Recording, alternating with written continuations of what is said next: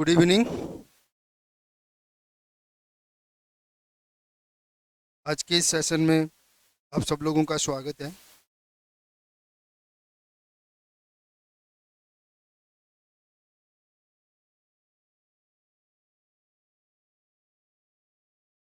चलो स्टार्ट करें हम लोग आज की क्लास।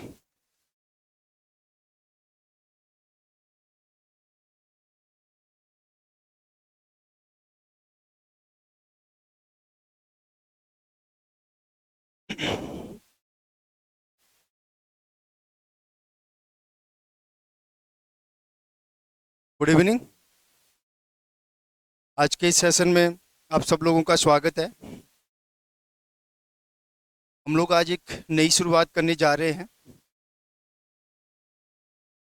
असिस्टेंट प्रोफेसर की एक शानदार सफलता, उसके बाद स्कूल लेक्चरर में बहुत अच्छी मेहनत करवाई हम लोगों ने, और अब इन दोनों के बाद अब हम लोग सेट और नेट के लिए एक बैच स्टार्ट कर रहे हैं हम लोग। देखो, हमारा टारगेट ये है कि बच्चों को एक मिनिमम प्राइस में काफ़ी अच्छा मैटर मिले। तो अभी तो केवल मेरी शुरुआत है। जो बैच की लाइव क्लासेज होंगी वो हम लोग 1 दिसंबर से स्टार्ट करेंगे। तो आज हम लोग एनएमआर स्पेक्ट्रम स्टार्ट कर रहे हैं, क्योंकि स्पेक्ट्रोस्कोपी वाला पार्ट हम लोग पहले भी बहुत ज़्यादा कंसिडर नहीं किया था हमने, क्योंकि स्कूल लेक्चर में आप सब लोगों को पता है कि एक मिनिमम सिलेबस होता है स्पेक्ट्रोस्कोपी का। ठीक है। तो एनएमआर जो पार्ट है हमारा, थोड़ा सा यूवी और विजिबल मैंने थोड़ा सा डिस्कस कर लिया था स्कूल लेक्चरर की एग्जाम में। तो यहाँ पे जो हम लोग स्टार्ट कर रहे हैं, मेरा ये सारी क्लासेज रखने का प्लान इतना सा है कि बच्चों तक एज ए डेमो क्लास जा पाए और बच्चे फिर देख करके डिसाइड कर सकें कि हमें कहाँ क्लास ज्वाइन करनी है। ठीक है। तो हम लोग स्टार्ट करते हैं, और हमारा जो आज का टॉपिक है हमारा, वो हमारा एनएमआर स्पेक्ट्रोस्कोपी। देखो, एनएमआर स्पेक्ट्रोस्कोपी, एनएमआर की जैसे कि आप सब लोगों को पता है, एनएमआर की अगर फुल फॉर्म की बात करें हम लोग, तो इसको हम लोग बोलते हैं nuclear magnetic resonance. Nuclear magnetic resonance हम लोग इसको डिस्कस करते हैं। देखो, न्यूक्लियर मैग्नेटिक रेजोनेंस, देखो यहाँ पे आप एक चीज अच्छी तरह से समझ लेना कि न्यूक्लियर का मतलब है, हम लोग कह सकते हैं नाभिक, और यहाँ पे है चुंबकीय क्षेत्र। मैग्नेटिक का मतलब चुंबकीय क्षेत्र, और रेजोनेंस का मतलब अनुनाद। देखो, अब इस अनुनाद को आप वो ऑर्गेनिक केमिस्ट्री में जो हम लोग रेजोनेंस पढ़ते हैं, वो अनुनाद अलग चीज है। अगर डेप्थ में जाके समझेंगे तो चीजें एक ही है, लेकिन वहां पे रेजोनेंस अलग चीज है और यहाँ पे रेजोनेंस अलग चीज है। यहाँ पे रेजोनेंस का मतलब होता है सिमिलर होना, कि मतलब ऐसी कंडीशन जिसमें किसी नाभिक का मैग्नेटिक फील्ड और एक अप्लाइड मैग्नेटिक फील्ड, दोनों की फ्रीक्वेंसी मैच कर जाए। ध्यान रख लेना मैं क्या कह रहा हूं। किसी नाभिक का मैग्नेटिक फील्ड और एक अप्लाइड मैग्नेटिक फील्ड, वो क्या कर जाए, मैच कर जाए। और मैच करने के बाद भी एक ऐसी कंडीशन आए कि उस मैचिंग के साथ साथ हम लोग एनर्जी को भी मैच करवाएं। उस मैचिंग के साथ साथ हम लोग किसको मैच करवाएं, एनर्जी को भी मैच करवाएं। तो न्यूक्लियर मैग्नेटिक रेजोनेंस का मतलब समझ गए कि यहां पे एक इंटरेक्शन होगी, किसकी, नाभिक की। अब नाभिक की डायरेक्ट नहीं होगी, नाभिक जो मैग्नेटिक फील्ड क्रिएट करेगा उसकी इंटरेक्शन होगी। ठीक है। तो हम लोग स्टार्ट करते हैं। तो एनएमआर का मतलब न्यूक्लियर मैग्नेटिक रेजोनेंस। अब देखो, जो हमारा न्यूक्लियर मैग्नेटिक रेजोनेंस है, ध्यान से समझ लेना। देखो, एक एक चीज बहुत इंपॉर्टेंट होगी आप लोगों के लिए। जो न्यूक्लियर मैग्नेटिक रेजोनेंस है, बेसिकली हम लोग ये जो मैग्नेटिक रेजोनेंस वाली प्रोसेस है, या जो ये फिनोमेना है, उसको हम लोग बेसिकली 2 पार्ट में डिवाइडेड करते हैं।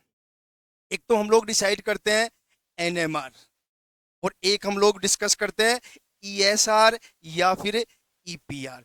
दोनों की देखो, दोनों का जो स्पेक्ट्रम लेने की प्रोसेस है वो दोनों की सेम है बस, लेकिन डिफरेंस ये ध्यान रखना, इसमें जो प्रोसेस है या जो एक तरह से इंटरेक्शन होगी मैग्नेटिक फील्ड के साथ, वो न्यूक्लियस की इंटरेक्शन होगी, और इसमें जो इंटरेक्शन होगी वो किसकी होगी, इलेक्ट्रॉन की होगी। एनएमआर का फुल फॉर्म आपको पता है, अभी मैंने बता दिया। ईएसआर की फुल फॉर्म क्या है, इलेक्ट्रॉन स्पिन रेजोनेंस।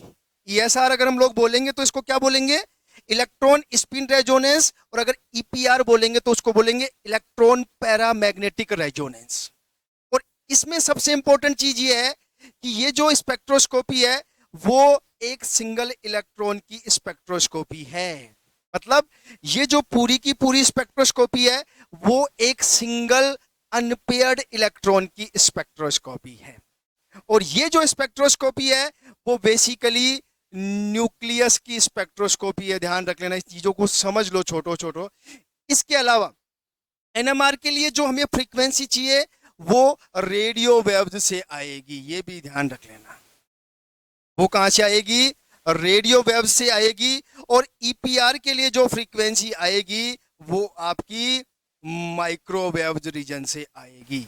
ये जरूर ध्यान, दोनों की प्रोसेस सेम ही है। जब मैं आपको ईपीआर पढ़ाऊंगा तब आपको फिर बताऊंगा कि हमने एनएमआर में ये चीजें डिस्कस की थी, लेकिन डिफरेंस क्या है, ये न्यूक्लियस की प्रोसेस है और ये सिंगल अनपेयर्ड इलेक्ट्रॉन की कहानी। ठीक है, तो जो न्यूक्लियर मैग्नेटिक रेजोनेंस की कहानी है उसको बेसिकली हम लोग दो पार्ट में डिवाइडेड कर रहे हैं। एक हम लोग एनएमआर डिस्कस करेंगे और एक जो है हम लोग ईपीआर या फिर ईएसआर डिस्कस करेंगे। ठीक है, अब देखो और इंपॉर्टेंट चीजें, और इंपॉर्टेंट चीजें क्या है, देखो और इंपॉर्टेंट चीजें क्या है, देखो यहां पे बेसिकली हम लोग तीन तरह की, तीन भी नहीं तीन से भी ज्यादा पढ़ेंगे। जो मोस्टली हमारा टारगेट रहेगा वो रहेगा हमारा एक तो H1 NMR, एक हम लोग डिस्कस करेंगे C13 NMR, और एक हम लोग डिस्कस करेंगे F19 NMR। इन तीनों देखो, ये जो है H1 NMR जो है वो हमें प्रोटॉन्स की संख्या के बारे में बताएगा और कितने टाइप के प्रोटॉन है, types and number of protons. This is very important, types and number of protons. ध्यान रख लेना कि कौन बताएगा, एच, ये वाला ये हमें बताएगा types and number of carbons, कि किसी भी कंपाउंड में कितने टाइप के प्रोटॉन है और कितने टाइप के, सॉरी जो C13 NMR बताएगा कि कितने टाइप के कार्बन है। ये बेसिकली ये नहीं बता पाता कि कितने कार्बन है, बल्कि ये जरूर बताता है C13 NMR कि कितने टाइप के कार्बन हैं। और F13 हमें बताएगा नंबर ऑफ फ्लोरी। जो F19 है हमारा, F19 किसके बारे में बताएगा, वो हमें number and types of fluorines. ये ध्यान रखना, इन तीन चीजों पे हमारा मेन टारगेट रहेगा हमारी एनएमआर में। हम लोग वन बाई वन करके पढ़ेंगे, H1 NMR पढ़ेंगे, C13 NMR पढ़ेंगे और एक F19 NMR पढ़ेंगे। और ध्यान रखना ये तीनों ही सेट, असिस्टेंट प्रोफेसर और हमारा जो नेट का पेपर है उसमें बहुत इंपॉर्टेंस रखती हैं तीनों की तीनों एनएमआर स्पेक्ट्रोस्कोप है। ठीक है, अब हम लोग आगे चलते हैं। देखो अब हम लोग कहानी स्टार्ट करते हैं हमारी एनएमआर की, जो हमारा एक्चुअल कंसेप्ट अब हमारा जो स्टार्ट होगा। अब देखो आप लोग, देखो हम लोग एनएमआर को समझते हैं पहले। हमारा एनएमआर क्या है, अभी हम लोग H1 NMR की बात नहीं कर रहे हैं, अभी हम लोग केवल एनएमआर की बात कर रहे हैं। देखो आप लोग ध्यान से समझना सारी चीजों को। देखो आप सबको पता है कि ये हमारा न्यूक्लियस होता है और न्यूक्लियस के चारों तरफ जो है हमारा ऑर्बिटल्स होते हैं, और इन ऑर्बिटल्स में क्या है, इलेक्ट्रॉन चक्कर लगाते हैं। देखो इसमें होता है प्रोटॉन और न्यूट्रॉन। तो एक और इंपॉर्टेंट चीज ध्यान रख लेना, मैं फिर बता रहा हूं, एनएमआर जो है वो कहानी है न्यूक्लियस की। ध्यान रख लेना अच्छी तरह से, ना कि प्रोटॉन की। ये दिमाग में बिठा लो आप लोग पहले ही। कहानी है किसकी, न्यूक्लियस की, ना कि प्रोटॉन की। दोबारा बता रहा हूं, एनएमआर जो कहानी है वो न्यूक्लियस की है, और न्यूक्लियस में क्या होता है, प्रोटॉन और न्यूट्रॉन। न्यूक्लियस में क्या होता है? प्रोटॉन और न्यूट्रॉन। अब देखो समझो, ये प्रोटॉन हो चाहे न्यूट्रॉन हो, ये करते हैं स्पिन। ये क्या करते हैं? स्पिन करते हैं, मींस ये चक्रण करते हैं। अब क्या होगा कि प्रोटॉन और न्यूट्रॉन के चक्रण से या इनके स्पिन से इस नाभिक का कुछ ओवरऑल स्पिन होगा। ध्यान रखना, इस नाभिक का कुछ ओवरऑल स्पिन होगा इस न्यूक्लियस का, जिसको हम लोग आई से रिप्रेजेंट करते हैं। जिसको हम लोग आई से रिप्रेजेंट करते हैं, इस बात का आप लोग ध्यान रखें। अब देखो कैसे समझेंगे, ये आई कैसे निकलता है। मान लो किसी न्यूक्लियस में एक प्रोटॉन है और एक न्यूट्रॉन है, ठीक है। देखो इसका स्पिन ये है और इसका स्पिन ये है। अब देखो क्या होगा, मान लो इन दोनों का स्पिन सेम डायरेक्शन में है, तो टोटल स्पिन कितना हो गया? 1 हो गया। ध्यान से समझ लो, हाफ प्लस हाफ कितना हो गया? 1। और अगर दोनों का स्पिन अपोजिट डायरेक्शन में है, तो इसका टोटल आई कितना हो गया? आई बराबर 0 हो गया। इसका मतलब किसी न्यूक्लियस का टोटल न्यूक्लियर स्पिन कितना होगा? टोटल न्यूक्लियर स्पिन कितना होगा किसी न्यूक्लियस का? ये डिपेंड करेगा कि उस न्यूक्लियस में कितने प्रोटॉन हैं और कितने न्यूट्रॉन हैं।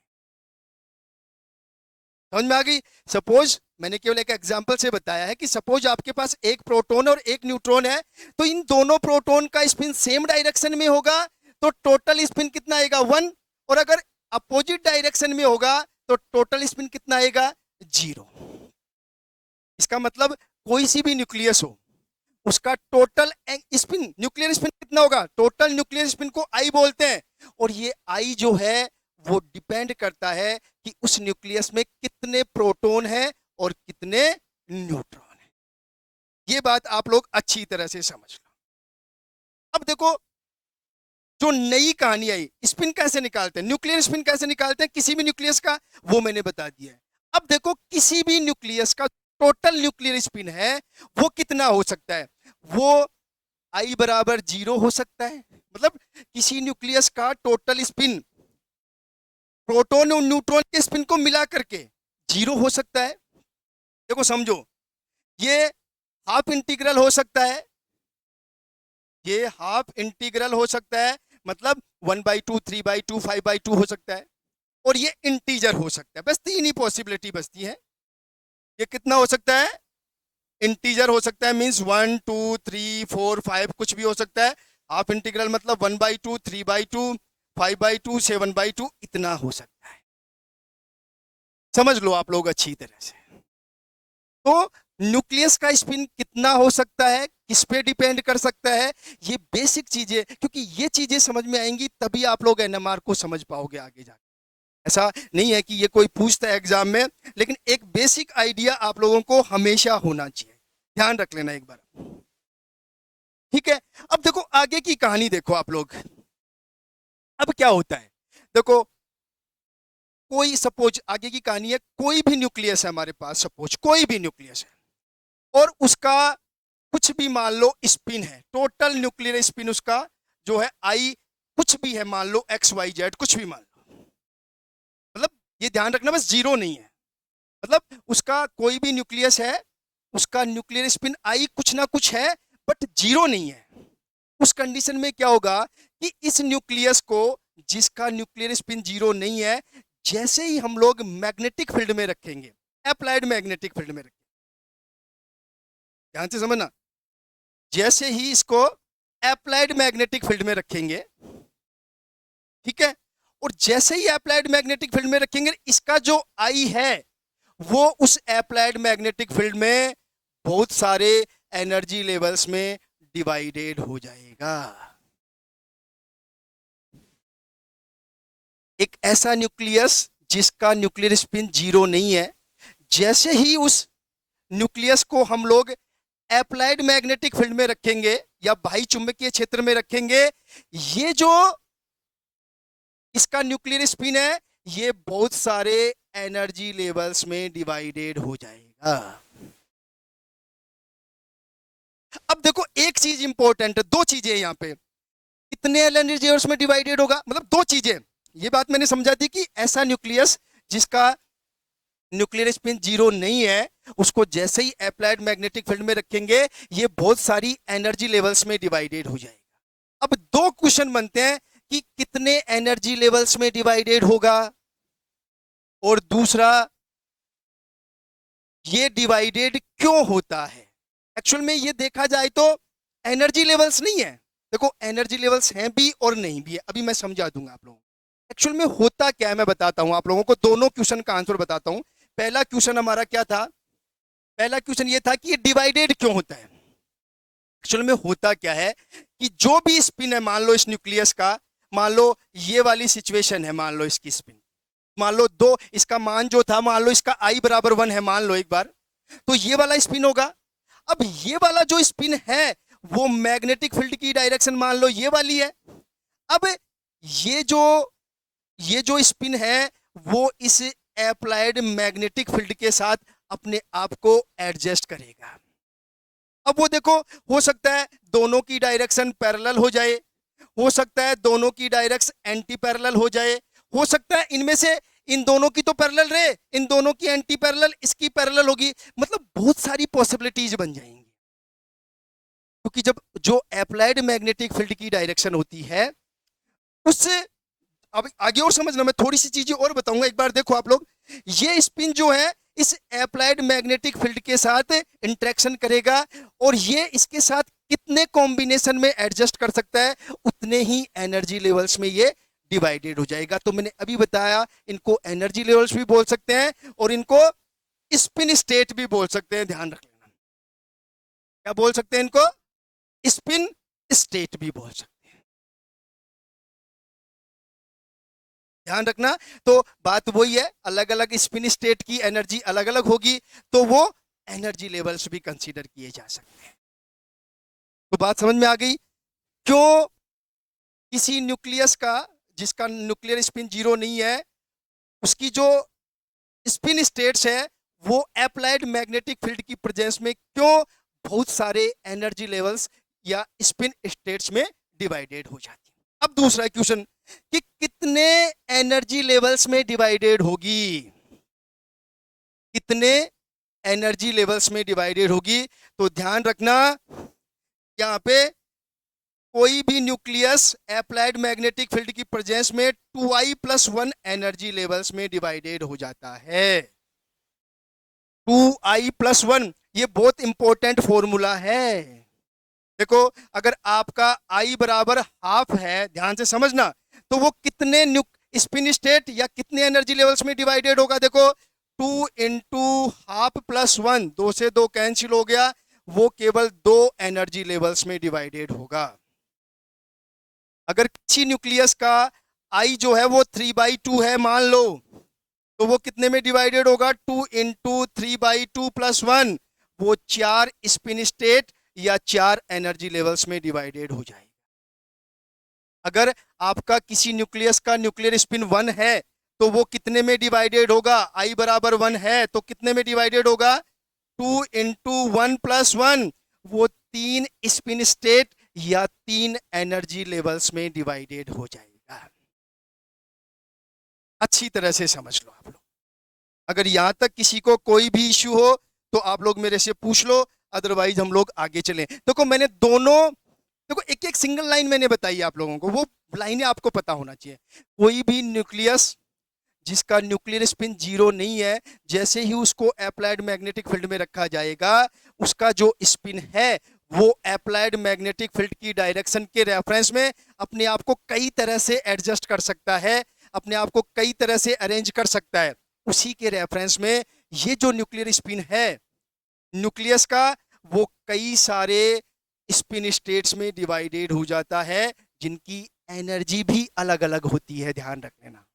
अब एक न्यूक्लियस कितने एनर्जी स्टेट में डिवाइडेड होगा वो मैंने आपको बता दिया है, वो होगा 2i+1।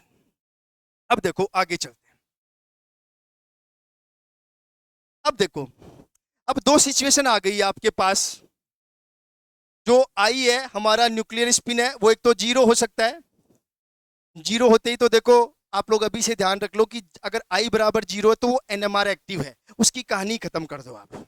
फिर आपको कुछ नहीं पढ़ना उसके बारे में। अब इसके अलावा दो सिचुएशन बचती हैं आपके पास कि आई जो है वो हाफ इंटीग्रल हो सकता है, आई जो है वो इंटीजर हो सकता है, ध्यान रख लेना अच्छी तरह से, ठीक है।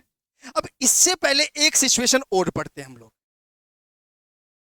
कि एक सिचुएशन क्या है, वो भी बहुत इंपॉर्टेंट सिचुएशन है कि आई का मान आपके पास आई बराबर हाफ हो सकता है और आई बराबर हाफ और सॉरी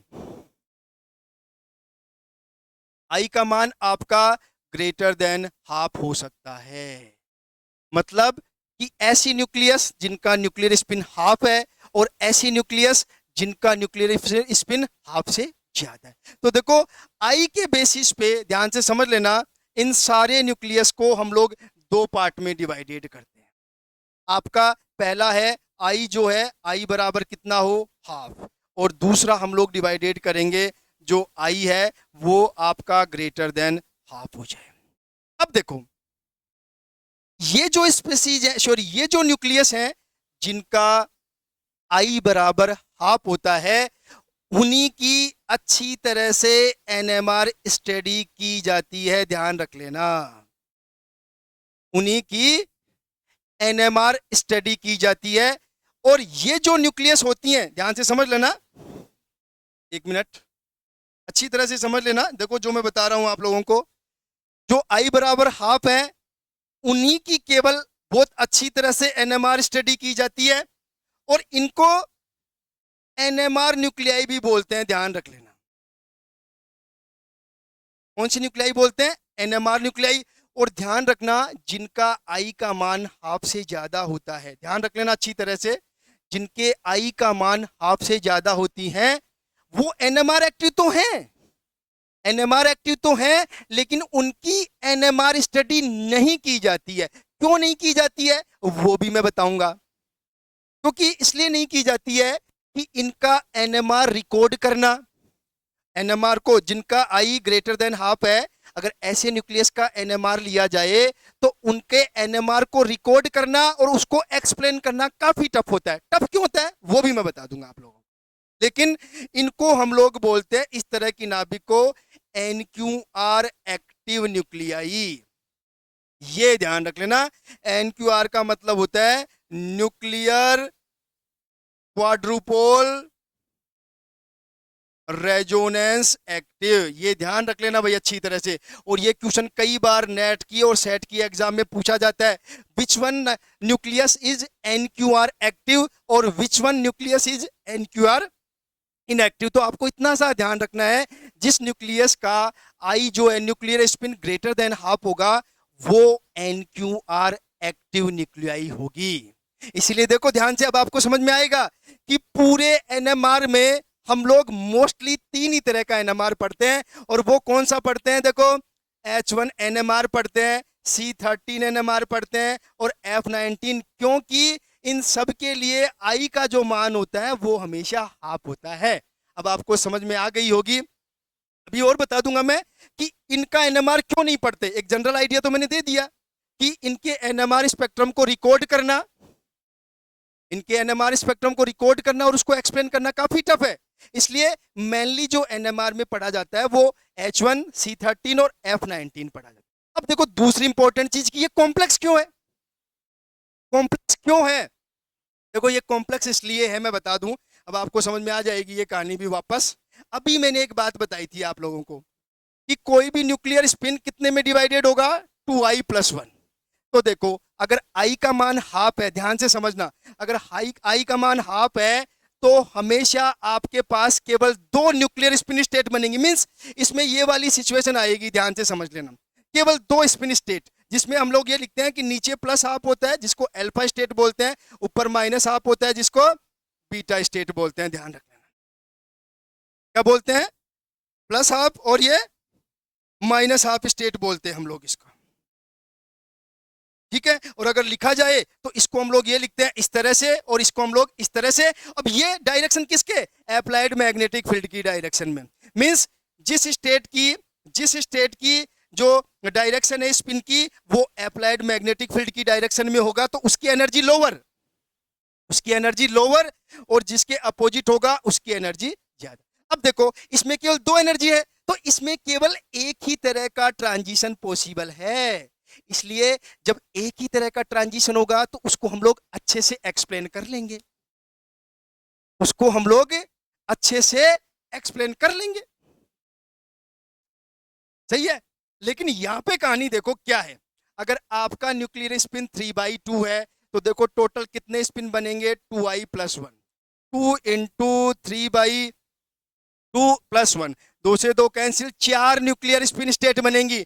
4 का मतलब क्या होगा, देखो ध्यान से समझो, बस यही बात समझने की है। यहाँ पे क्या होगा, -3/2 -1/2 +1/2 और +3/2।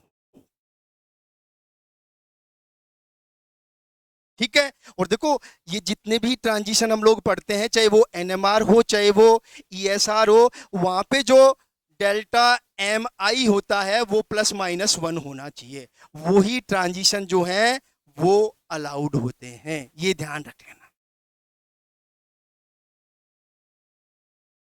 ठीक है। तो देखो यहां पे 4 न्यूक्लियर स्पिन स्टेट बन गई, तो यहां से देखो सबसे इंपॉर्टेंट चीज ये है कि यहां पे कई तरह का ट्रांजिशन पॉसिबल है।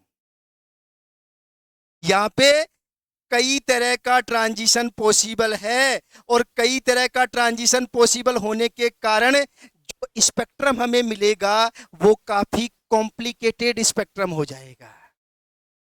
वो काफी, क्योंकि यहां पे देखो आप समझ जाओगे, इसमें केवल एक ही सिग्नल मिल रहा है तो हमारा जो स्पेक्ट्रम मिलेगा उसको अच्छे से एक्सप्लेन कर लेंगे। लेकिन इसमें बहुत सारे ट्रांजिशन होंगे, तो बहुत सारे ट्रांजिशन होने के कारण हमें बहुत सारे सिग्नल्स मिलेंगे, और जब सिग्नल्स ज्यादा हो जाएंगे तो आपका स्पेक्ट्रम कॉम्प्लिकेट हो जाएगा। इसलिए ध्यान रखना, कभी भी जो NQR न्यूक्लियाई होते हैं उनको हम लोग बेसिकली NMR में यूज नहीं करते हैं। क्यों नहीं करते, वो मैंने आप लोगों को बता दिया अच्छी तरह से। हाँ, इनका NQR स्पेक्ट्रम हम लोग पढ़ते हैं, जिसको हम लोग आगे डिस्कस करेंगे स्पेक्ट्रोस्कोपी में, क्योंकि वहां पे भी ये बहुत इंपॉर्टेंट है, नेट वगैरह में बहुत पूछा जाता है न्यूक्लियर क्वाड्रुपोल स्पेक्ट्रोस्कोपी से क्वेश्चन। लेकिन यहाँ पे ये डिफरेंस जरूर समझ लेना कि हम लोग केवल NMR में बेसिकली उन न्यूक्लियस का NMR ही क्यों पढ़ते हैं जिनका न्यूक्लियर स्पिन हाफ होता है। ये बात आप लोगों को समझनी है। एक बार आप लोग चेक कर लो, अगर किसी को कोई भी इश्यू हो तो आप मेरे को बता देना। देखो इसमें और भी बहुत सारे लॉजिक है, लेकिन वो कोई पूछता नहीं है ऐसा जो है कि जो एनएम, हाँ एक चीज और ध्यान रखना, इनको NQR इनएक्टिव न्यूक्लियाई भी बोलते हैं। ये जो हाफ वाली हैं वो NQR इनएक्टिव न्यूक्लियाई, और ये वाली जो होती हैं वो NQR एक्टिव न्यूक्लियाई। आ गई बात समझ में। और भी बहुत सारे लॉजिक है, लेकिन उनका कोई मतलब नहीं है हमारे एनएमआर में। ये चीजें भी बस केवल एक बेसिक के लिए आप लोगों को बता रहा हूं, बाकी यहां से भी आपको कोई क्वेश्चन नहीं पूछेगा बस। लेकिन माइंड में ये पता होना चाहिए कि हम लोग कौन सी न्यूक्लियस को एनएमआर में स्टडी करते हैं और कौन सी न्यूक्लियस की हम लोग एनएमआर में स्टडी नहीं करते। ठीक है, यहां तक चेक कर लो एक बार। कोई भी इश्यू हो तो आप बता देना। तो देखो एक नई चीज आप लोगों के सामने निकल के आ गई है, कौन सी NQR एक्टिव न्यूक्लियाई है और कौन सी NQR इनएक्टिव न्यूक्लियाई। तो जिस भी न्यूक्लियस का न्यूक्लियर स्पिन हाफ से ज्यादा होगा, हाफ से ज्यादा होगा, वो सारी NQR एक्टिव न्यूक्लियाई होंगी, और जिनका जो न्यूक्लियर स्पिन है वो हाफ से कम होगा, सॉरी हाफ होगा, वो NQR इनएक्टिव न्यूक्लियाई हो। अब देखो, अब हम लोग आ जाते हैं आगे। अब हम लोग इसी चीज को थोड़ा सा और ब्रॉड कर लेते हैं। अब हम लोग बिल्कुल पूरी तरह से एक बार NMR पे आ जाते हैं, और NMR में हम लोग अब देखो पूरी न्यूक्लियस की कहानी हमें समझ में आ गई है, क्या उसका स्पिनर, क्या उसके स्पिन स्टेट बनेंगी, क्या एनर्जी लेवल बनेंगे। ठीक है। यहाँ पे जो NMR है इसके अकॉर्डिंग पूरी जितनी भी न्यूक्लियस है हमारे पास पूरी पीरियोडिक टेबल में, उनको हम लोग दो पार्ट में डिवाइडेड कर सकते हैं, NMR एक्टिव न्यूक्लियस और NMR इनएक्टिव न्यूक्लियस। ऐसे तो समझ में आ गया होगा आपको ये सारी कहानी, मैंने पहले ही बता दिया आप लोगों को। ठीक है। अब देखो आपको क्या करना है, पहले तो मैंने बता दिया आपको, दो चीजें तो क्लियर हैं ही। अगर I बराबर 0 है तो आपकी जो न्यूक्लियस है वो NMR इनएक्टिव होगी, पहली चीज ये ध्यान रख लेना। दूसरे कंसेप्ट क्या है हमारा, कि अगर कोई भी न्यूक्लियस है उसका आई नोट इज इक्वल टू 0 है, अब वो चाहे इंटीजर हो चाहे हाफ इंटीग्रल हो, ध्यान रख लेना, चाहे हाफ इंटीग्रल हो या फ्रैक्शनल हो, ध्यान रखना इस बात का अच्छी तरह से, वो सारी एनएमआर एक्टिव होंगी। लेकिन एनएमआर एक्टिव होंगी, लेकिन आगे की कहानी मैंने आपको पहले ही बता दी है कि केवल इनमें से हम लोग उन्हीं न्यूक्लियस को जिनमें आई बराबर हाफ है उन्हीं को हम लोग बेसिकली एनएमआर में यूज करेंगे, और जिनका मान आई से सॉरी हाफ से ज्यादा होगा उनको बेसिकली हम लोग एनएमआर में यूज नहीं करते हैं, उनको हम लोग एनक्यूआर स्पेक्ट्रम या एनक्यूआर स्पेक्ट्रोस्कोपी में स्टडी करते हैं। आगे बात समझ में अच्छी तरह से। अब देखो एक जनरल आइडिया आपको होना चाहिए कि कौन सा न्यूक्लियस एनएमआर एक्टिव और कौन सा इनएक्टिव। अब देखो अगर आपको न्यूक्लियर स्पिन नहीं दिया हुआ, देखो न्यूक्लियर स्पिन दिया हुआ है तब तो कोई इश्यू नहीं है, आप देख के बता देगो कि कौन सी एनएमआर एक्टिव है कौन सी इनएक्टिव है, कौन सी एनक्यूआर एक्टिव है कौन सी एनक्यूआर इनएक्टिव है। लेकिन अगर आपको केवल न्यूक्लियस लिख के दिया है, आपको केवल न्यूक्लियस लिख के दिया है, तो आप कैसे पता लगाओगे कि ये जो न्यूक्लियस है वो एनएमआर एक्टिव है और ये जो न्यूक्लियस है वो एनएमआर इनएक्टिव? तो आपको कुछ नहीं करना, तीन चीजें ध्यान रखनी है। सबसे पहले आपको उस न्यूक्लियस का मास नंबर देखना है। क्या देखना है आपको उस न्यूक्लियस का? आपको देखना है if mass number of nucleus, ध्यान रख लेना, इज ओड। अगर किसी न्यूक्लियस का मास नंबर ओड है, अगर किसी न्यूक्लियस का मास नंबर ओड है तो ऐसी न्यूक्लियस हमेशा एनएमआर एक्टिव होगी, ध्यान रख लेना इस बात का। और एनएमआर एक्टिव होने के साथ साथ इसका जो आई होगा वो हमेशा हाफ इंटीग्रल होगा, ये सबसे इंपॉर्टेंट चीज है, अच्छी तरह से समझ लो आप लोग। अगर कोई न्यूक्लियस है उसका मास नंबर देखो, अगर उसका मास नंबर ओड नंबर है, ओड में है मतलब विषम है, विषम संख्या है, तो वो न्यूक्लियस हमेशा एनएमआर एक्टिव होगा। और एनएमआर एक्टिव में भी ये ध्यान रखना है कि उसका जो न्यूक्लियर स्पिन होगा वो हमेशा हाफ इंटीग्रल में होगा। अब हाफ इंटीग्रल में कितना होगा ये थोड़ा सा आपको याद रखना पड़ेगा, ये मैं आपको हिंट दे देता हूं।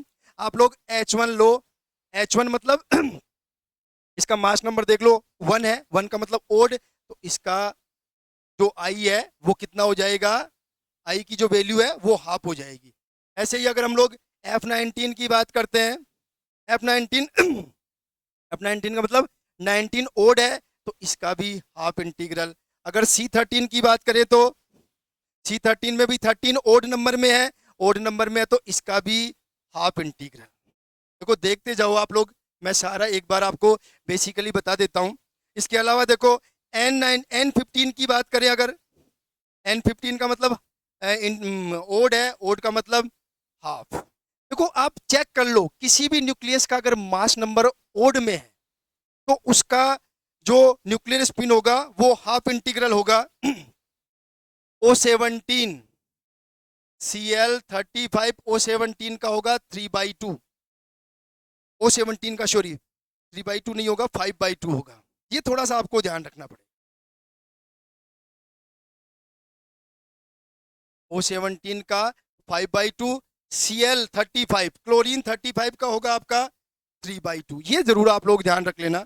इसके अलावा आपका आयोडीन 127, आयोडीन 127 का आपका होता है 5/2।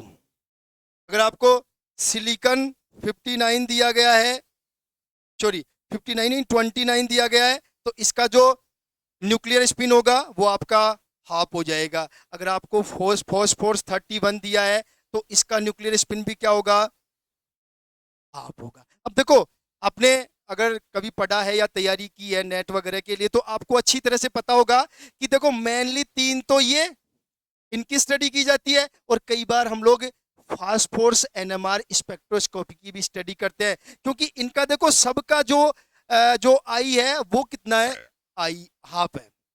और मैंने पहले ही बता दिया कि इस पूरी एनएमआर स्पेक्ट्रोस्कोपी में मोस्टली हम उन न्यूक्लियस को यूज करते हैं जिनका न्यूक्लियर स्पिन जो है वो हाफ होता है। अब आप इसको देख लो, ये आपका पहला कंसेप्ट हो गया। ऐसे न्यूक्लियस जिनका मास नंबर ओड है, आपको कुछ भी नहीं देखना उनमें, आपको हमेशा उनको एनएमआर एक्टिव करना है और उनका जो न्यूक्लियर स्पिन होगा वो हमेशा हाफ इंटीग्रल में होगा। अब दूसरी कंडीशन आती है।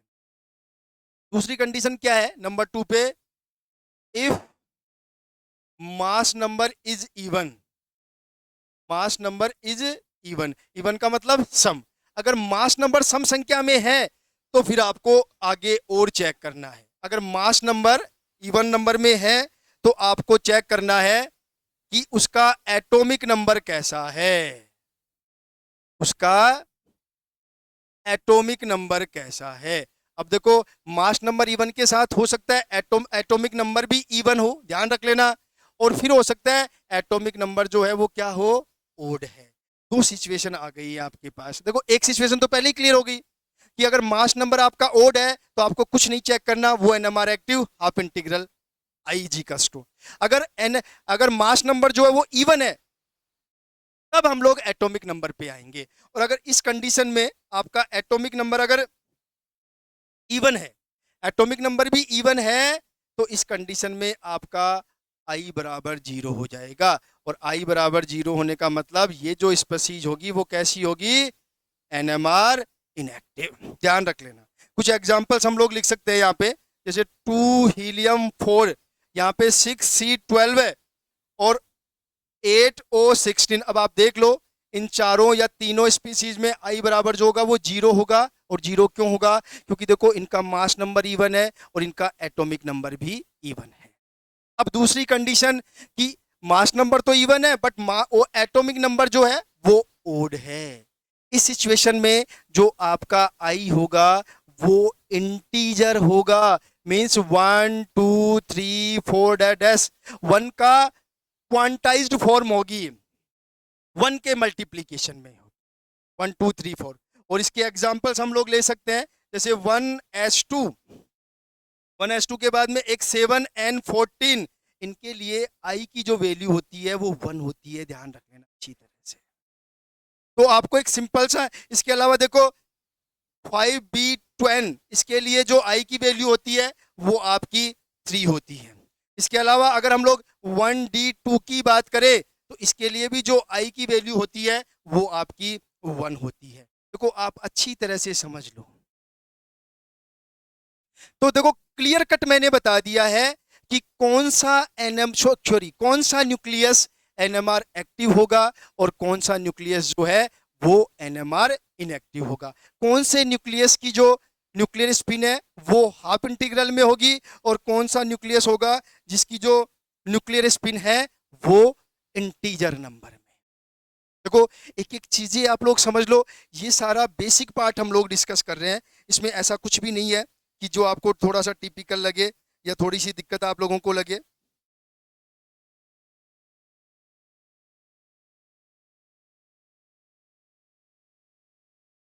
ठीक है, आगे चले हम लोग।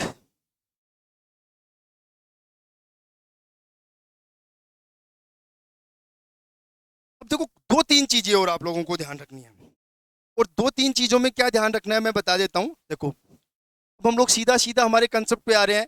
आपके पास कोई भी न्यूक्लियस है, मान लो, ध्यान से समझना भाई, उसका जो न्यूक्लियर स्पिन है आई, उसका जो न्यूक्लियर स्पिन है आई, सपोज वो आई बराबर हाफ है, वो क्या है, हाफ। अब हम लोग पर्टिकुलर हमारी एनएमआर पे आ गए हैं कि हम लोग वो सारी स्पीसीज का एनएमआर पढ़ेंगे जिनका न्यूक्लियर स्पिन हाफ होता है, और इसमें हम लोग सबसे पहले H1 एनएमआर पढ़ेंगे। ठीक है, तो H1 एनएमआर की अगर हम लोग बात करें तो आई बराबर हाफ, और इस हाफ की कंडीशन में क्या होता है, ध्यान रखना, कोई भी न्यूक्लियस जिसका न्यूक्लियर स्पिन हाफ होता है उसका कुछ ना कुछ एक मैग्नेटिक डाइपोल मोमेंट होता है। मतलब हम लोग ये कह सकते हैं कि कोई भी न्यूक्लियस जिसका न्यूक्लियर स्पिन हाफ होगा वो, या उस न्यूक्लियस के साथ एक न्यूक्लियर मैग्नेटिक मोमेंट जुड़ा रहता है। मैग्नेटिक फिर हम लोग डायरेक्ट लिखते हैं मैग्नेटिक डाइपोल मोमेंट जुड़ा रहता है। ये ध्यान से समझना अच्छी तरह से, क्यों ये काम आएगा मैं बता दूंगा आप लोगों को, कि कोई भी न्यूक्लियस जिसका न्यूक्लियर स्पिन हाफ है उसके साथ, देखो जब स्पिन करता है, कोई भी न्यूक्लियर स्पिन करेगा, ध्यान से समझना, तो वो भी एक मैग्नेटिक फील्ड जनरेट करेगा। अब देखो हम लोग हमारी बात पे आ रहे हैं जो हमें एनएमआर में पढ़ना है, ठीक है। और जब स्पिन करेगा तो कहीं ना कहीं उसमें डाइपोल मोमेंट भी होगा। अभी डाइपोल मोमेंट क्या काम आता है वो मैं आगे बताऊंगा आप लोगों को, अभी थोड़ी देर में ही। लेकिन बात समझना कि कोई भी न्यूक्लियर स्पिन जो जिसका न्यूक्लियर स्पिन हाफ है, उसके साथ एक मैग्नेटिक डाइपोल मोमेंट जुड़ा हुआ होता है, या उसके साथ एक उसमें एक मैग्नेटिक डाइपोल मोमेंट होता है जिसको हम लोग म्यू से रिप्रेजेंट करते हैं। और इस म्यू की जो वैल्यू होती है वो दी जाती है GN mu N and I, ये ध्यान रख लेना। और आई जो है वो एक सदिश राशि है, आई बार। आई बार का मतलब इसमें मोमेंटम भी होगा और इसमें डायरेक्शन भी होगी, ध्यान रख लेना।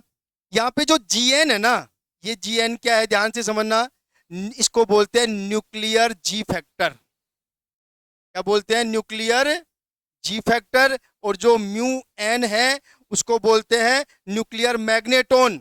ये जरूर ध्यान रख लेना, यहां से कई बार नेट में न्यूमेरिकल्स पूछे जाते हैं, ध्यान रख लेना। और जो आई है आपका विद डायरेक्शन, उसको बोलते हैं एंगुलर मोमेंटम। क्या बोलेंगे? कोणीय संवेग। ध्यान से समझ लेना भैया अच्छी तरह से। अब ये कोणीय संवेग कहां से आया वो भी मैं बता दूंगा आप लोगों को, ठीक है। तो क्या समझ में आया कि कोई भी न्यूक्लियस है जिसका न्यूक्लियर स्पिन आई बराबर हाफ होता है, उस न्यूक्लियस के साथ एक मैग्नेटिक डाइपोल मोमेंट भी रहता है। और उस डाइपोल मोमेंट की जो वैल्यू दी जाती है म्यू बराबर GN म्यू एन आई, और ये डायरेक्शन। और यहाँ पे GN न्यूक्लियर जी फैक्टर है, म्यू एन जो है न्यूक्लियर मैग्नेटोन है, और आई जो डायरेक्शन दे रखी है वो एंगुलर मोमेंटम को शो करता है। इसको शो करता है वो एंगुलर मोमेंटम को शो करता है। यहां पे एक चीज और ध्यान रख लेना, इस म्यू एन की जो वैल्यू दी जाती है वो दी जाती है EH बराबर 4 पाई MP। ये ध्यान रख लेना अच्छी तरह से, इससे दी जाती है EH बराबर 4 पाई MP। और इस I की जो वैल्यू दी जाती है, इसका मैग्नीट्यूड जो दिया जाता है वो दिया जाता है I डायरेक्शन बराबर I plus 1 half H upon 2 पाई। ये ध्यान रख लेना, ये टोटल एंगुलर मोमेंटम को शो करता है। और ये I जो है वो आपको न्यूक्लियर स्पिन है, क्योंकि न्यूक्लियर स्पिन से जुड़ गया है, एंगुलर मोमेंटम न्यूक्लियर स्पिन से जुड़ गया है। I ब्रैकेट I प्लस 1, इसका हाफ का मतलब हम लोग ये भी कह सकते हैं ये अंडर रूट में आ जाएगा, हाफ का मतलब सीधा सा ही है, और H अपॉन 2 पाई। अब देखो ये मैग्नेटिक मोमेंट काम क्या आएगा वो मैं आपको अभी जस्ट बता दूंगा, लेकिन आप लोग अभी इतना ही ध्यान रखना कि ये जो मैग्नेटिक मोमेंट है वो हमेशा जुड़ा रहता है एक न्यूक्लियस के साथ जिसका न्यूक्लियर स्पिन कितना होता है? हाफ। एक चीज और ध्यान रखना, अगर इन मतलब इन तो क्या, लेकिन अगर हम लोग इस वैल्यू को इसमें पुटअप करें तो म्यू का जो एक तरह से मैग्नीट्यूड दिया जाता है वो ध्यान रख लेना हमेशा क्या लिखा जाएगा? GN mu N. और इसकी वैल्यू मैं यहाँ पे पुटअप कर रहा हूं तो ये I प्लस 1 और इसका हाफ यही आएगा, ध्यान रख लेना। ये म्यू की वैल्यू है, देखो ये मैग्नीट्यूड है इस आई का, एंगुलर मोमेंटम का। लेकिन जब न्यूमेरिकल्स हम लोग यूज करते हैं, न्यूमेरिकल्स निकालते हैं, तो हम लोग म्यू की वैल्यू केवल इस वाले फॉर्मूले से अप्लाई करते हैं। मैं बता दूंगा आपको कुछ न्यूमेरिकल्स करवा करके कि कैसे इस डाइपोल, ये डाइपोल मोमेंट कौन सा आप समझ लो कि ये वो डाइपोल मोमेंट है, उस न्यूक्लियस का डाइपोल, मैग्नेटिक डाइपोल मोमेंट है जो न्यूक्लियस या जिस न्यूक्लियस का जो न्यूक्लियर स्पिन होता है वो कितना होता है? हाफ होता है। ये ध्यान रखना, ठीक है। अब देखो ये डाइपोल मोमेंट काम क्या आएगा, देखो अब मैंने इसलिए बताया आप लोगों को कि ये डाइपोल मोमेंट काम क्या आएगा, ध्यान रखना। तो ये जो डाइपोल मोमेंट है, अब ध्यान से समझना आप लोग एक बार, एक वर्ड हम लोग पढ़ते हैं जिसको बोलते हैं लारमोर्स फ्रीक्वेंसी, ध्यान रख लेना। ये भी अपने आप में एक वर्ड है जिसको बोलते हैं लारमर्स फ्रीक्वेंसी। मैं बता दूंगा ये है क्या, लारमर्स फ्रीक्वेंसी। देखो एक्चुअल में होता क्या है, ध्यान से समझना कि ये मान लो कोई भी एक्सिस है, अच्छी तरह से समझ लेना, ये कोई भी एक्सिस है और यहाँ पे हमारे पास कोई भी मान लो न्यूक्लियस है जिसका स्पिन कुछ भी मान लो, एक सिंगल इलेक्ट्रॉन का स्पिन ये है, मान लो क्या है, एक सिंगल इलेक्ट्रॉन का ये स्पिन है, ध्यान से समझ लो आप लोग, ठीक है। और यहाँ पे ये जो न्यूक्लियस है मान लो ये स्पिन कर रहा है ऐसे किसी भी डायरेक्शन में, ठीक है, किसी भी डायरेक्शन में ये, और ये जो मान लो ये जो डायरेक्शन है मान लो ये डायरेक्शन है हमारे अप्लाइड मैग्नेटिक फील्ड की, जिसको बीजेड भी बोलते हैं और कुछ बुक्स में एच नोट भी बोलते हैं, ध्यान से समझ लें। जैसे ही हम लोग, ये कोई न्यूक्लियस था हमारा, ये वाला मान लो न्यूक्लियस था, ये स्पिन कर रहा है, और जैसे ही हम लोग इस पे अप्लाइड मैग्नेटिक फील्ड लगाएंगे, ये स्पिन पहले भी कर रहा था लेकिन अब ये अपने आप को इस अप्लाइड मैग्नेटिक फील्ड के सापेक्ष एडजस्ट करेगा, ठीक है। मतलब हम लोग कह सकते हैं कि इस अप्लाइड मैग्नेटिक फील्ड के चारों तरफ ये क्या करेगा, चक्रण करेगा, और इस तरह की गति को बोलते हैं प्रीसीशन मूवमेंट, ध्यान रखना, परिचक्रण गति कुछ बोलते हैं हिंदी में, मेरे को इतना आइडिया नहीं है, परिसीशन मूवमेंट। और ध्यान रखना इसी परिसीशन या जो ये इस तरह का मूवमेंट होता है, इसी मूवमेंट की वजह से ये म्यू जनरेट होता है, और इस म्यू की वजह से ही ये जो स्पिन न्यूक्लियस है वो स्पिन करता रहता है। अब आप लोग समझ गए होंगे कि जो किसी भी न्यूक्लियस के साथ जो डाइपोल मोमेंट जुड़ा हुआ है उसका यूज क्या है, बस इतना सा ध्यान रखना। अब ध्यान रखना, अब आपको पता ही है अगर ये चारों तरफ चक्कर लगा रहा है यहाँ पे, तो इसमें टोरग्यू जनरेट होगा, क्या जनरेट होगा, टोरग्यू, जिसको हम लोग हिंदी में बोलते हैं बल आघूर्ण जनरेट होगा, क्या जनरेट होगा, बल आघूर्ण जनरेट होगा, ये ध्यान रख लेना आप लोग, ठीक है।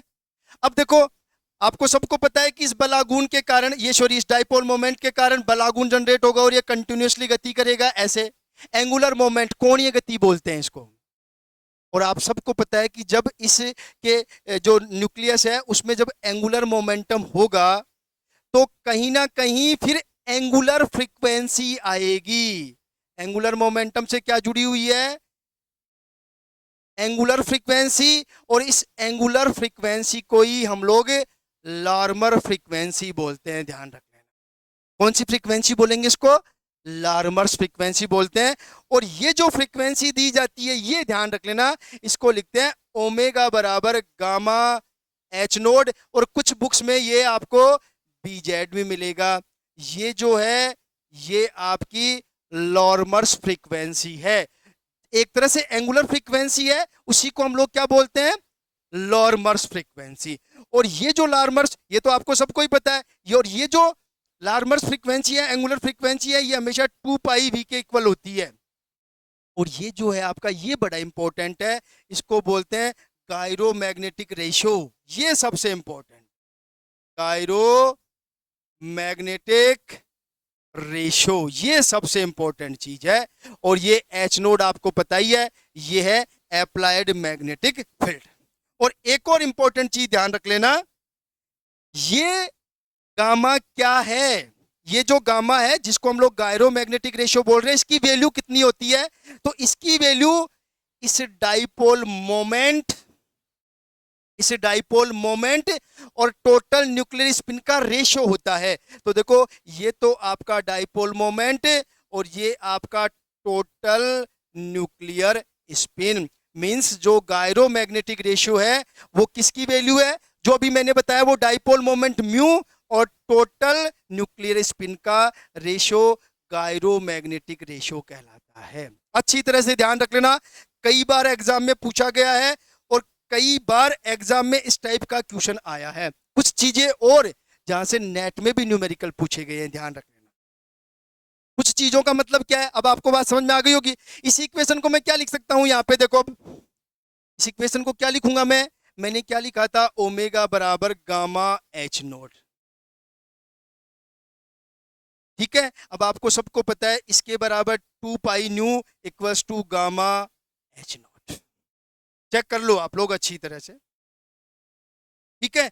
और यहां से अगर हम लोग फ्रीक्वेंसी निकालना चाहेंगे तो आपकी फ्रीक्वेंसी आ जाएगी एच नोड अपॉन 2 पाई। ये भी बड़ा इंपॉर्टेंट इक्वेशन है, ध्यान रखें, अच्छी तरह से समझ लो। और अगर यहाँ से सीधा लिखे तो यहाँ से भी सीधा ही है, यहाँ से भी गामा आपका क्या आ जाएगा, यहाँ से सीधा अगर गामा लिखेंगे तो आपका गामा क्या आ जाएगा, ओमेगा अपॉन बी जेड या फिर एच नोड। ये देखो, आप बी जेड और एच नोड में कंफ्यूज मत होना, मैं केवल एक बुक्स की कहानी बता रहा हूँ कि कुछ बुक्स में ये एच नोड भी लिखा हुआ है और कुछ बुक्स में ये बी जेड, लेकिन ये रिप्रेजेंट हमेशा किसको करता है, अप्लाइड मैग्नेटिक फील्ड को। अच्छी तरह से समझ लो, यहां तक चेक कर लो आप लोग।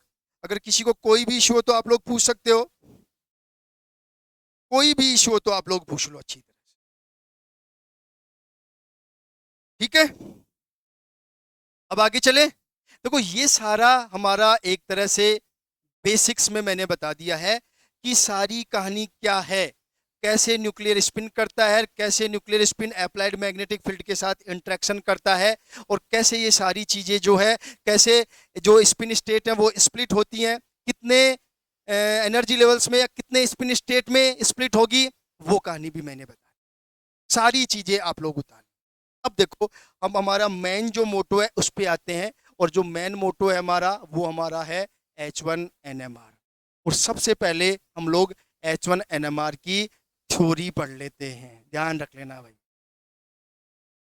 क्या पढ़ लेते हैं, थ्योरी पढ़ लेते हैं। देखो, आपको सबको पता है कि H1NMR में जो एक तरह से हम लोग कह सकते हैं कि इसकी जो टोटल स्पिन स्टेट होंगी वो कितनी होंगी, 2i+1 के अकॉर्डिंग, 2 × इंटू 1 बराबर कितना आएगा, 2, और 2 कौन सी होंगी, एक प्लस हाफ होगी और एक माइनस हाफ होगी। दो तरह की एनर्जी स्टेट हो सकती हैं, लेकिन होगा क्या कि प्रोटॉन के लिए अगर हम लोग मैग्नेटिक फील्ड अप्लाई नहीं कर रहे हैं, हम लोग कह सकते हैं कि विदाउट मैग्नेटिक फील्ड ये जो दोनों स्पिन स्टेट हैं प्लस माइनस हाफ, वो डीजनरेट होती हैं। मींस उनकी एनर्जी क्या होती है, सेम होती है। कब, जब एच नोड या जो बी जेड है वो 0 है। अब आपको समझ में आ जाएगी, देखो सारी कहानी कि हमारा प्रोटॉन है उसका न्यूक्लियर स्पिन कितना है, हाफ। हाफ का मतलब टोटल दो एक तरह से स्पिन स्टेट होंगी, प्लस हाफ माइनस हाफ। लेकिन विदाउट मैग्नेटिक फील्ड दोनों स्पिन स्टेट की एनर्जी क्या होगी, सेम होंगी। लेकिन जैसे ही हम लोग मैग्नेटिक फील्ड अप्लाई करेंगे, सपोज ये वाली डायरेक्शन है आपके अप्लाइड मैग्नेटिक फील्ड की, तो ये जो स्पिन है वो आपका दो स्पिन स्टेट में डिवाइडेड हो जाएगा। एक स्पिन वो जिसकी डायरेक्शन अप्लाइड मैग्नेटिक फील्ड के पैरेलल होगी, और एक स्टेट वो जिसकी डायरेक्शन अप्लाइड मैग्नेटिक फील्ड के अपोजिट होगी। इसको बोलते हैं अल्फा स्टेट, इसको बोलते हैं बीटा स्टेट। और इस पैरेलल वाले को हम लोग हमेशा प्लस हाफ से, इसकी एनर्जी कम होती है, और इसको हम लोग हमेशा माइनस से रिप्रेजेंट करते हैं। देखो, इसको हम लोग आगे भी पढ़ेंगे कि ऐसा क्यों, कि अगर पैरेलल हो गया तो उसकी एनर्जी कम हो गई। मैं जब आपको स्प्लिन मतलब आगे एनएमआर सिग्नल्स वगैरह बताऊंगा, वहां पे मैं बताऊंगा डीशिल्डिंग और शिल्डिंग में कि ऐसा क्या होता है कि सेम डायरेक्शन में एनर्जी कम होती है। अगर आपका स्पिन मतलब न्यूक्लियर का स्पिन और अप्लाइड मैग्नेटिक फील्ड की डायरेक्शन सेम है, तो उस स्पिन स्टेट की एनर्जी कम हो जाती है, और अगर अपोजिट है तो उसकी जो एनर्जी है वो ज्यादा हो जाती है। अब दो ही एनर्जी लेवल है, तो जब भी हम लोग एनर्जी देंगे, मान लो अब यहाँ से यहाँ ट्रांजिशन होगा, और ट्रांजिशन के लिए आपको सबको पता है डेल्टा एम आई जो होगा वो +-1 होना चाहिए। तो आप लोग खुद देख लो, प्लस हाफ से माइनस हाफ में जाएंगे तो 1 ही आएगा। तो ये सारे ट्रांजिशन अलाउड हैं, और ये सारे ट्रांजिशन अलाउड हैं। तो यहाँ से यहाँ जाने के लिए कुछ ना कुछ एनर्जी चाहिए, जिसको डेल्टा ई लिखते हैं, और ये किसके बराबर होता है, एच न्यू के बराबर होगा। इसके बराबर होगा, ये एच न्यू के बराबर होगा। और इसको सिंपली जो लिखा जाता है, ये किसके बराबर होता है, G N mu N B Z. और इस बी जेड की जगह कई जगह आपको मिल जाएगा एच नोट भी मिल जाएगा। ये सबसे इंपॉर्टेंट इक्वेशन है। तो दो एनर्जी लेवल बने हैं, दो स्पिन स्टेट बनी है H1NMR में। इन दोनों का जो एनर्जी गैप है वो डेल्टा ई एच न्यू बराबर G N mu N B Z. G N mu N क्या है वो मैंने पहले ही आप लोगों को बता दिया है, और ये बी जेड जो है आपका वो अप्लाइड मैग्नेटिक फील्ड है, ये ध्यान रख लेना। इसको हम लोग और क्या लिख सकते हैं, देखो इसको क्या लिख सकते हैं हम लोग, ऐसे ऐसे तो क्या मैंने बता दिया है, वैसे अगर जनरली लिखा जाए तो इसको लिखा जाता है डेल्टा ई बराबर एनर्जी ऑफ ई टू, मतलब ई टू हाफ, जो हाफ वाली स्थिति है उसकी बता रहा हूं, minus half, energy of minus half minus energy of plus half बराबर एच न्यू बराबर जी एन म्यू एन, और ये आपका डी जेड। अब यहां से देखो एक मोटा मोटा रिलेशन निकल के आ गया, एच न्यू बराबर जी एन म्यू एन और बी जेड। तो यहां से हम लोग न्यू निकाल सकते हैं, फ्रीक्वेंसी निकाल सकते हैं, कितनी होगी, जी एन म्यू एन और B Z upon H, Planck constant. और अगर हम लोग यहां से अप्लाइड मैग्नेटिक फील्ड की स्ट्रेंथ भी निकाल सकते हैं, तो बी जेड बराबर क्या होगा आपका, क्या होगा आपका, एच न्यू बराबर जी एन म्यू एन और ये आपका बी जेड हो जाएगा। ये ध्यान रख लेना। अब आपको समझ में आ गया होगा कि जिनका स्पिन न्यूक्लियर स्पिन हाफ है उसमें केवल दो ही स्पिन स्टेट बनती हैं, इसलिए उनका केवल एक ही सिग्नल मिलेगा, और एक सिग्नल मिलेगा तो उसको हम लोग आसानी से एक्सप्लेन कर सकते हैं उस स्पेक्ट्रम को। अगर स्पिन स्टेट ज्यादा है तो जो स्पेक्ट्रम है वो कॉम्प्लिकेटेड हो जाता है, इसलिए बेसिकली जिनके आई का मान हाफ से ज्यादा होता है उनको हम लोग एनएमआर में स्टडी नहीं करते। आ गई बात समझ में? तो आज की जो हमारी क्लास थी वो कंप्लीटली केवल बेसिक्स पे थी, और मैंने आपको सारी चीजें बता दी हैं, कौन सा एनएमआर एक्टिव है, कौन सा एनक्यूआर एक्टिव है, कितनी कितनी न्यूक्लियर स्पिन स्टेट बनेंगी, टोटल न्यूक्लियर स्पिन कितना होगा, बहुत सारी बेसिक चीजें जो आज तक आप लोगों के माइंड में कंफ्यूजन रहा होगा, वो सारी चीजें मैंने क्लियर करने की कोशिश की। आ गई बात समझ में? अब हमारी जो नेक्स्ट क्लास होगी, नेक्स्ट क्लास में जल्दी कर लूंगा, उसमें हम लोग बात करेंगे जो एक तरह से दो तीन मोस्ट चीजें एनएमआर में। एक तो देखो हम लोग, देखो एक तो जैसे एक्सपेरिमेंटल मेथड्स डिस्कस करेंगे हम, और एक्सपेरिमेंटल मेथड्स में सीधा सीधा कंसेप्ट है कि एक तो हम लोग नंबर ऑफ सिग्नल्स की बात करेंगे, और एक हम लोग डिस्कस करेंगे केमिकल शिफ्ट की।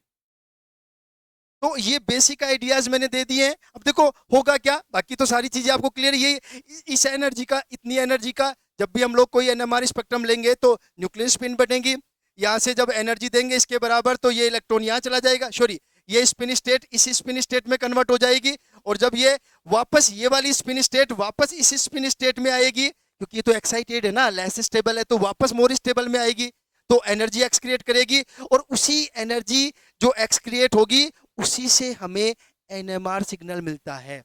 और ये सबको पता है ये एनर्जी कौन से रीजन से एब्जॉर्ब की जाती है, रेडियो वेव्स से।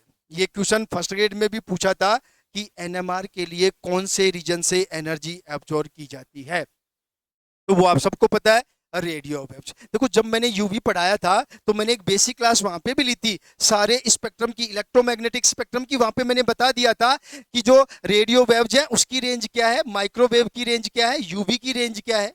तो यहाँ पे हम लोग सीधा सीधा डिस्कस कर रहे हैं, ये ध्यान रख लेना आप लोग, ठीक है? तो ये तो सारी प्रोसेस है एक तरह से एनएमआर एक्टिव इनएक्टिव होने की, कैसे हमें एनएमआर सिग्नल मिलता है, ठीक है? अब जो नेक्स्ट क्लास होगी उसमें हम लोग पहले डिस्कस करेंगे एक केमिकल शिफ्ट के बारे में, कि जो एनएमआर, अब देखो यहां तक तो समझ में आ गया कि एनएमआर सिग्नल मिलेगा, कैसे मिलता है, कौन देता है, कौन नहीं देता है, किसकी स्टडी करते हैं, ये तो समझ में आ गया। लेकिन अब जो एनएमआर सिग्नल मिलता है, जैसे आईआर में हमने पढ़ा कि सेंटीमीटर इनवर्स में 3200 सेंटीमीटर, 3600 सेंटीमीटर, तो अब कहीं ना कहीं जो एनएमआर एनएमआर को हम लोग रिकॉर्ड करेंगे उसके लिए कहीं ना कहीं हम लोग कुछ ना कुछ स्केल यूज करेंगे, और उस स्केल में हम लोग दो तीन चीजें डिस्कस करेंगे। एक सबसे पहले हमारा एनएमआर स्केल होगा, एनएमआर स्केल के बाद हम लोग आएंगे केमिकल शिफ्ट पे, और केमिकल शिफ्ट के बाद हम लोग आएंगे कि उस केमिकल शिफ्ट को कौन कौन से फैक्टर अफेक्ट कर सकते हैं। तो कल हमारा जो नेक्स्ट क्लास है कंप्लीटली केमिकल शिफ्ट पे रहेगी, उसके बाद हम लोग बात करेंगे नंबर ऑफ एनएमआर सिग्नल्स की, और एनएमआर सिग्नल्स की जब बात हो जाएगी फिर हम लोग बात करेंगे स्पिन स्पिन कपलिंग की, और जब स्पिन स्पिन कपलिंग भी हो जाएगा, जब फिर हम लोग बात करेंगे कपलिंग कांस्टेंट की। इसकी बात करेंगे हम लोग कपलिंग कांस्टेंट की। तो आज की क्लास में इतना ही, नेक्स्ट क्लास में फिर मिलेंगे केमिकल शिफ्ट के साथ। तब तक के लिए सबको नमस्कार।